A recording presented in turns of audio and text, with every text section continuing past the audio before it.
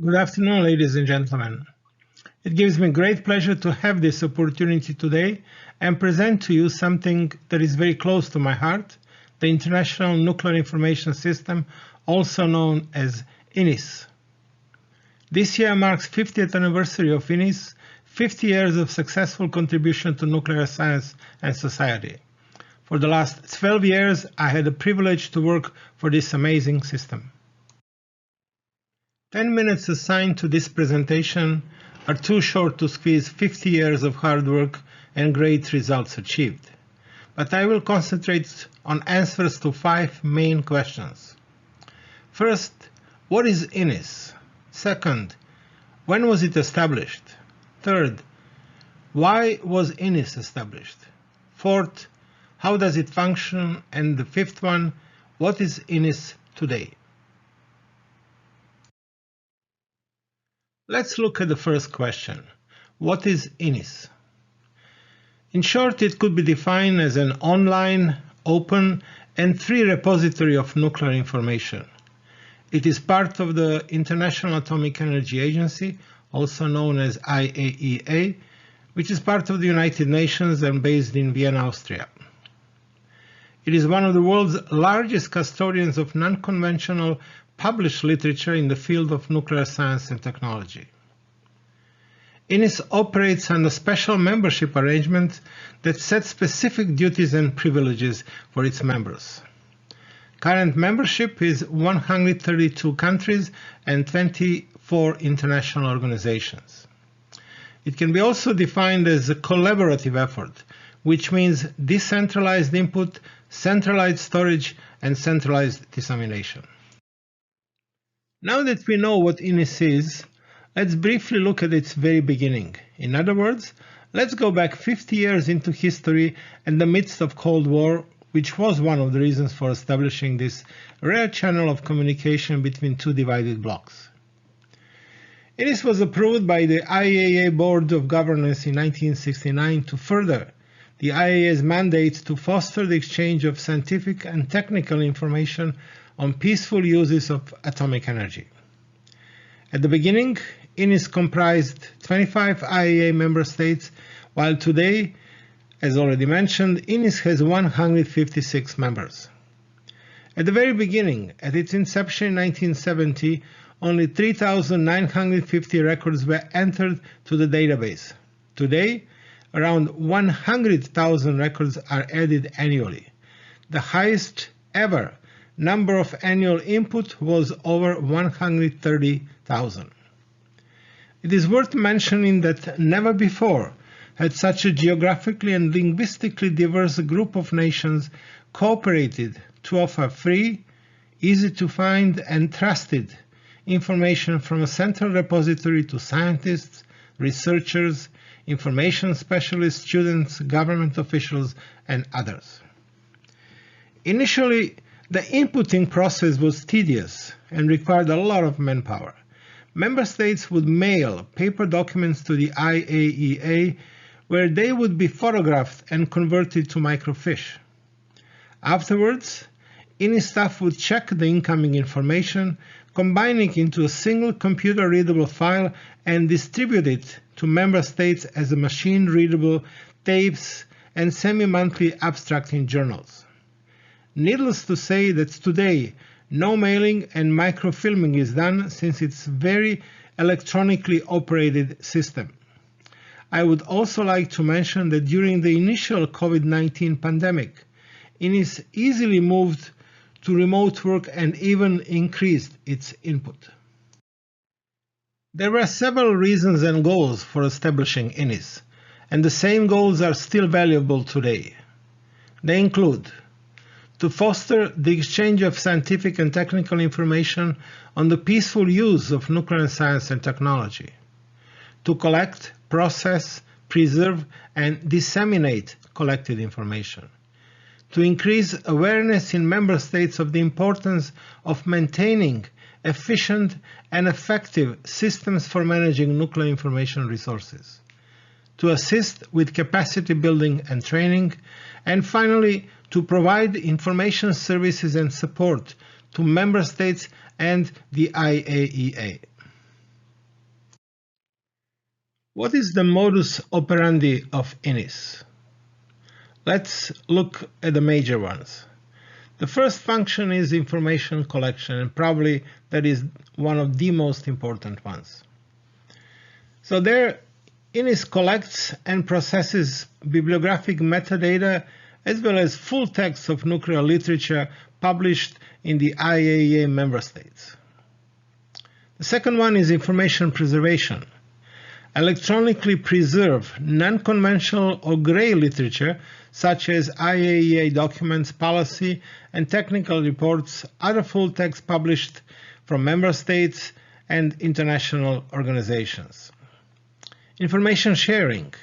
Make the INES collection freely accessible to all Internet users around the world. Nuclear knowledge organization. To create Thesaurus as a major tool for describing nuclear information and knowledge in structured form. And finally, capacity building, a very important function, especially for our member states. It is to take actions that improve effectiveness of INES member states in nuclear information management. 50 years of development and diligent information work has passed. So let's look at INES today. Today, INES repository has a well-defined nuclear subject coverage which includes 50 related categories. However, most of the records are coming from 15 subject areas. It is also a large and well-maintained collection. Its dynamic growth is not only in a number of newly added records, but also in many technological changes introduced over the years. Some of those changes include use of automated classification, use of artificial intelligence and machine learning, harvesting, and many others. INES is fully open and free repository available to all. It can be reached from every corner of the world. Probably one of the best and most used features of INES repository is its collection of full-text documents. That is the most valuable part, in fact, of the INES collection.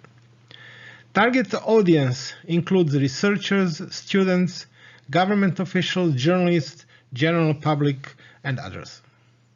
It is found that INES repository also represents an excellent tool for preservation of the world nuclear information, and as such, it was used few times to restore original collections in some member states that lost their initial collections.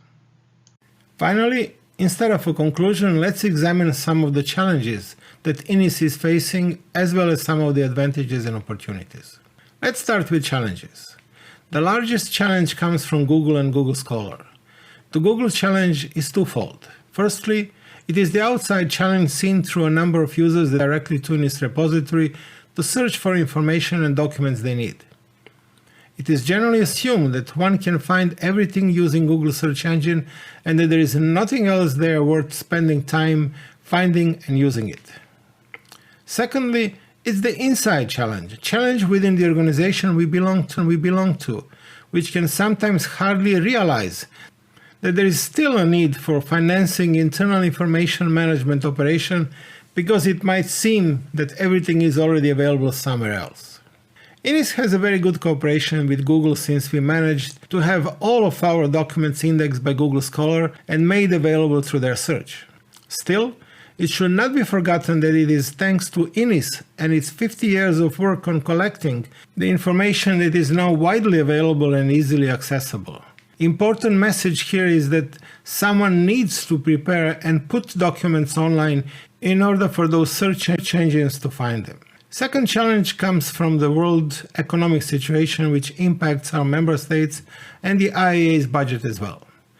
Although almost everyone talks and praises information and its importance, in case of budget cuts, information management becomes somehow the most suitable target. That negatively impacts readiness of member states to work on collecting their national information resources and make them available to INES, as well as available funds for maintaining collection by the INES Secretariat. Final challenge are technological changes which are unprecedented, unpredictable, fast, and usually very expensive. Digital transformation, which is upon all of us, requires substantial hardware and software updates, change of established work procedures and methodologies, needs a workforce with different skills, which implies substantial training and retraining efforts. Whenever we encounter some challenge, we should look also at the possible opportunity which comes with it. Largest opportunity for INES rests with its members who have trust in this joint venture proven through 50 years and millions of records and users. Large collection of 4.4 million bibliographic records and access to 2 million full text is an amazing asset which needs to be maintained but could be reused, repackaged and repurposed, in many ways offering new possibilities and opportunities. Popularity that INES repository has with its user base is also a great asset and opportunity. There are just this year over 1.6 million unique users that visited INES and performed 2.2 million searches, opened 3.6 million pages and downloaded almost 200,000 documents this year. This relationship with the user base needs to be nourished through offerings of high quality, relevant, reliable, and trustworthy information. Well-designed and developed INES Thesaurus with over 31,000 terms offers another opportunity for transforming it into a modern taxonomies and ontologies, which are regarded as main building blocks for semantic applications and use of artificial intelligence. It is with high hopes and expectations that the INES Secretariat is celebrating this 50th anniversary while looking at even greater success in years to come. And for the end, let's remember words from philosopher Epicurus, the 4th century BC, that there is nothing permanent except change. Thank you.